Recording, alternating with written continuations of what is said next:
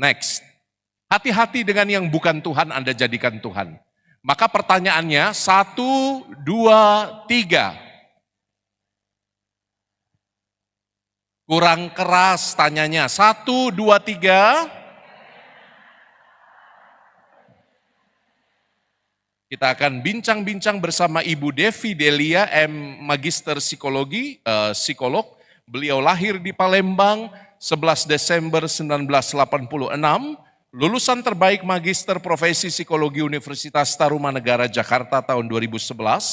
Saat ini bekerja sebagai psikolog anak di Caritas Hospital Palembang dan psikolog anak di Rumah Sakit Siloam Sriwijaya Palembang, mitra psikolog at MHC Jakarta, penulis buku serba-serbi pengasuhan anak. Kita sambut Ibu Devi Delia, psikolog kita.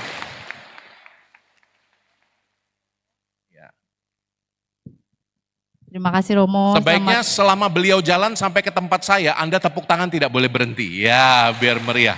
Selamat malam semuanya. Saya di sini aja ya Romo ya. Naik, saya perkenalkan dulu. Naik, terus.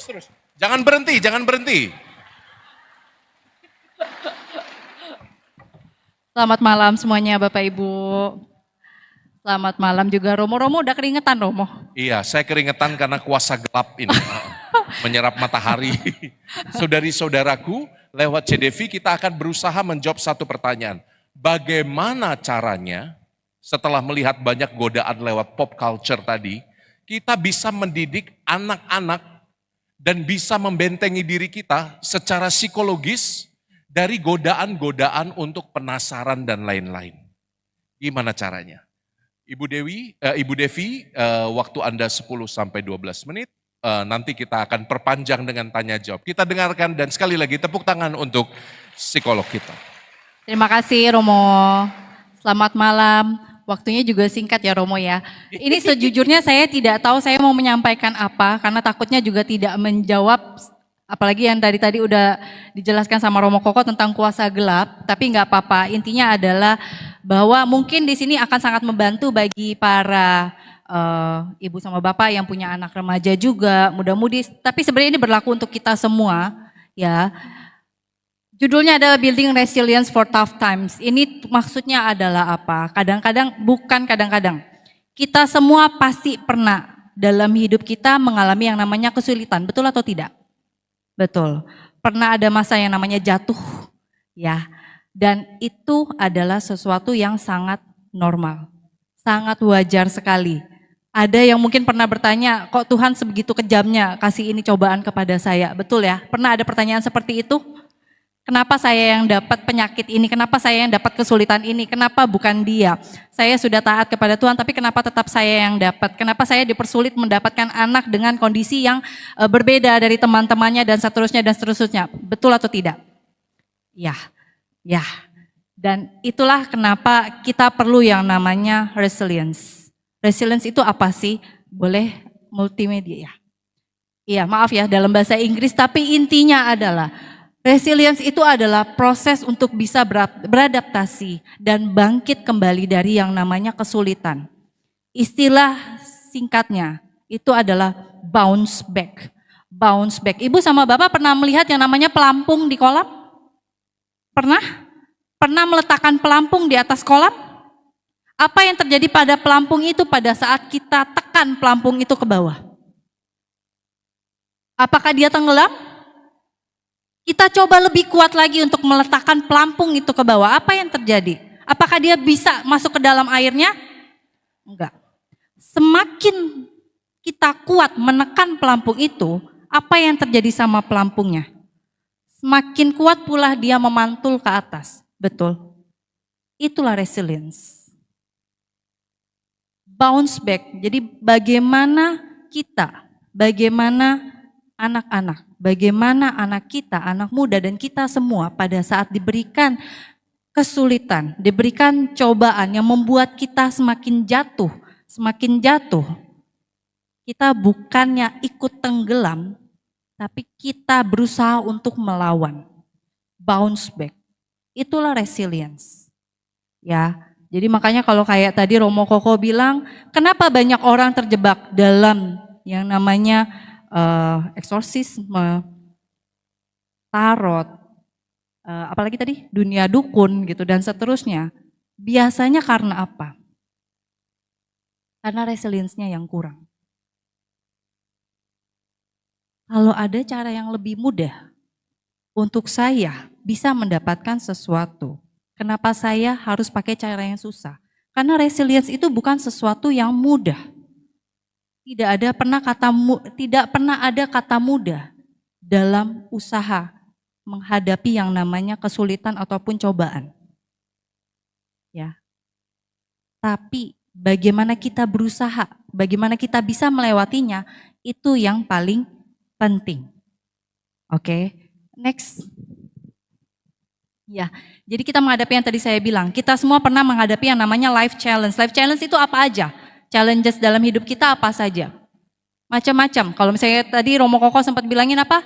Putus cinta, patah hati, apalagi mungkin ditinggalkan oleh orang yang disayang. Kalau akhir-akhir ini mungkin karena kesulitan ekonomi, dipecat dari pekerjaan.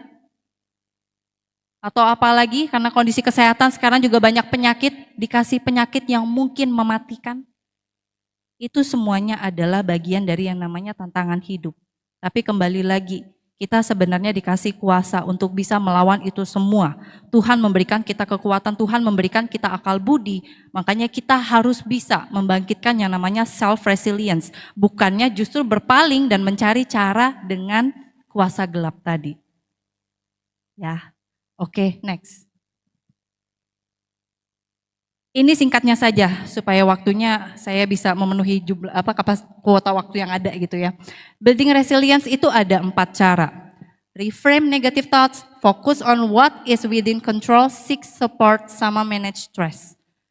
Paling penting adalah pada saat silahkan ibu sama bapak jika sekarang ibu sama bapak semuanya sedang merasakan kesulitan, sedang berada dalam kondisi yang mungkin membuat ibu sama bapak menderita saat ini. Silahkan lakukan ini caranya. Pertama apa?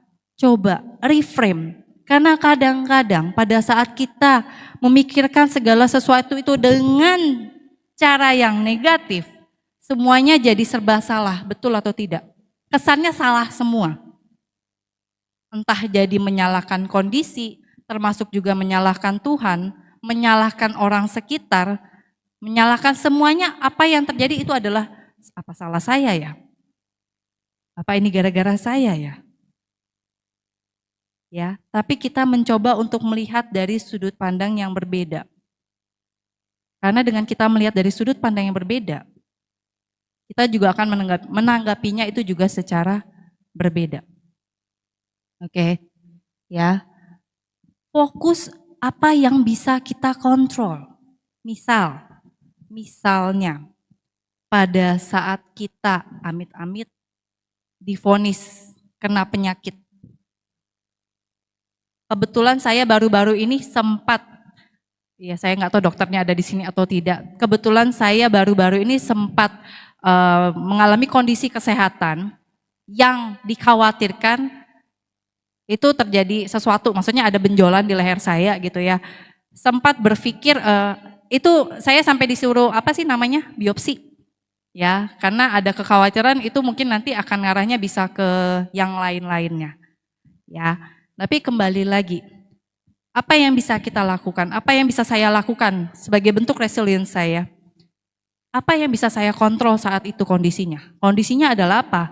Oke, saya tidak menyalahi keadaan, walaupun memang ada dugaan ke arah sana, tapi yang bisa saya lakukan adalah oke, saya cari kepastian dulu, ini saya ini kenapa sebenarnya? Berobat dulu, cari jawaban sebenarnya apa gitu ya, dari benjolan yang ada, apa dulu nih yang bisa saya lakukan untuk bisa mengatasi itu. Lakukan apa yang sebenarnya bisa kita kontrol saat itu, karena pada saat kita menyalahkan situasi dan kita tidak bergerak, apakah itu membuat situasi kita menjadi lebih baik? Apakah masalah kita menjadi selesai? Enggak juga. Ya, jadi kita coba untuk fokus. Sebenarnya apa sih yang bisa kita lakukan saat itu? Fokus ke sana. Pelan-pelan sedikit tapi pasti mudah-mudahan permasalahan itu bisa teratasi. Support, dan ini saya kasih untuk mengingatkan para ibu sama bapak. Biasanya yang membuat resilience itu sangat kurang dari para anak-anak kita, dari siapapun, itu biasanya apa? Karena mereka merasa apa? Karena merasa sendiri. Karena merasa tidak disupport. Ya. Sebegitu banyak keluarganya kamu bilang nggak ada yang sayang sama kamu. Sebegini ramenya saudara kamu bilang nggak ada yang peduli sama kamu. Kalau mama papa nggak peduli sama kamu nggak disekolahin, kamu nggak dikasih makan, kamu nggak dikasih baju dan seterusnya. Tapi pertanyaannya, support seperti itu bukannya diminta sama mereka? Support seperti itu bukannya dicari sama mereka? Dikasih makan, disekolahin, dikasih baju, dibeliin mainan, dibelikan sesuatu yang dia mau, support seperti itu enggak. Itu yang akhirnya kebanyakan pasien yang datang kepada saya, itu memang merasa bahwa mereka tidak ada yang mendukung. Kebanyakan kalau yang remaja ya, jadi ini silakan buat pembelajaran kita semua. Karena support itu yang paling penting untuk membantu mereka bangkit. Itulah yang membuat salah satu aspek untuk membuild yang namanya resilience. Ya. Jadi ini juga saya kemarin baru saya sempat sebutkan di salah satu seminar yang baru saya tampil gitu ya. Saya tidak tahu mungkin ada di antara ibu sama bapak, jadi maaf kalau saya kesannya mengulang. Yang dibutuhkan para anak-anak khususnya remaja, khususnya mereka yang muda-mudi yang merasa memang mereka sudah mulai bisa melakukan segala sesuatunya sendiri itu. Yang mereka butuhkan itu support. Iya, mereka sedang mencari tahu segala sesuatu yang baru tadi dengan segala yang ada di media ya. Tadi yang dijelasin sama Romo juga dengan segala lagu dan seterusnya dengan tren yang ada, mereka penasaran. Tapi kalau kita tidak bantu dengan support, ya semuanya dilarang, semuanya nggak boleh gitu. Itu yang alhasil membuat mereka menjadi makin dekat atau makin lari. Biasanya akan makin lari. Sesimpel ini, sesimpel ibu sama bapak izinkan tidak mereka pada saat mereka lagi mau melakukan hobi tertentu. Hobi simpel aja ya, mungkin hobinya taruhlah cuman mau, yang mungkin menurut kita nggak ada hubungannya sama akademisnya ya, itu yang sering terjadi gitu. Mau art, melukis gitu ya. Pokoknya melakukan hobi-hobi yang menurut ibu sama bapak, ngapain kamu nggak ada waktu, pulang udah sore, mau apa lagi gitu. Alhasil tidak didukung. Nah kembali lagi itu yang biasanya membuat anak merasa tidak ada support dari sekitarnya. Alhasil karena mereka tidak ada support, resilience pun tidak terbentuk. Dan pada saat mereka menghadapi masalah, mereka pun tidak menjadi si pelampung tadi. Mereka akan menjadi seperti spons. Spons cuci piring tuh kalau ditenggelamin apa yang terjadi? Ya tenggelam. Ya, mereka akan menyerap airnya. Mereka tidak bounce back. Karena merasa apa? Karena tidak ada support tadi. Yang berikutnya. Oh ya, oke. Jadi sebenarnya gini, kalau untuk resilience sendiri itu tuh banyak sekali teori-teorinya, banyak sekali. Ya, banyak tokohnya juga, tapi saya coba kasih yang paling simpel bahwa ini loh perencanaan yang bisa dilakukan ibu sama bapak, silakan siapapun sekarang yang sedang mengalami masalah, ayo lakukan ini untuk bangkit dari keterpurukan. Ya, yang pertama apa? Cari support. Bagaimanapun karena itu koneksi yang paling kuat. Support yang tinggi itu biasanya akan membantu resilience dari seseorang.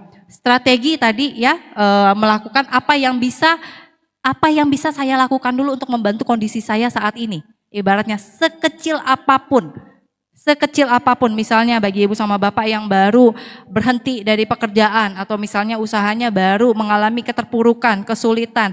Apa dulu yang bisa saya lakukan saat ini?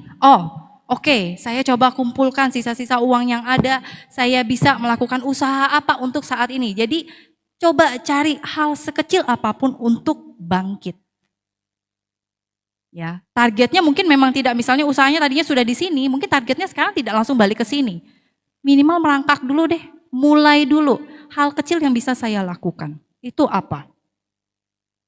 Sagacity itu adalah wisdom. Nanti kita langsung ke page selanjutnya aja contohnya sama solution seeking itu udah pasti untuk menyelesaikan. Silakan next page aja. Ya, tadi supportnya, support itu dari sekitar ya. Jadi kalau ibu sama bapak merasa sedang dalam kondisi terpuruk, ingatlah masih ada keluarga, masih ada teman, masih ada siapapun. Kalaupun nggak ada, saya yakin gereja itu pasti selalu menerima. Betul. Jadi ibu sama bapak nggak pernah sendirian kok, selalu pasti ada support dari sekitarnya. Strategi tadi ya. Lalu sagacity di sini itu adalah wisdom. Ini yang biasanya juga saya sering saya sering tanamkan kepada orang-orang. Karena wisdom ini bisa muncul itu karena memang hasil dari pembelajaran. There is no rainbow without a rain. Tidak ada yang namanya pelangi sebelum hujan itu datang. Benar, ada nggak kita pernah melihat pelangi tapi belum hujan? Harus hujan dulu, baru pelangi itu muncul. Atau yang tadi, this too shall pass, itu yang memang selalu, ini berat untuk saya, tapi ini pasti akan lewat. Saya yakin ibu sama bapak di sini juga pernah melewati yang namanya masa-masa kesulitan. Masa-masa sulitnya sekarang sudah lewat betul atau tidak? Di beberapa tahun sebelumnya sudah pernah melewati masa sulit itu, dan sekarang sudah berhasil melewatinya. Ya, walaupun sekarang akhirnya mungkin sulit lagi gitu ya, dengan kesulitan yang berbeda gitu ya. Tapi kesulitan sebelumnya toh lewat kan? Oh iya ya, beberapa tahun yang lalu saya masih berjuang nih untuk buka toko. Oh sekarang toko saya sudah ramai. Walaupun mungkin sekarang kesulitannya adalah harga naik, penjualan sulit dan seterusnya. Tapi dulu saya mulai hanya dari toko kelontong, sekarang sudah mulai bisa buka di ruko dan seterusnya dan seterusnya.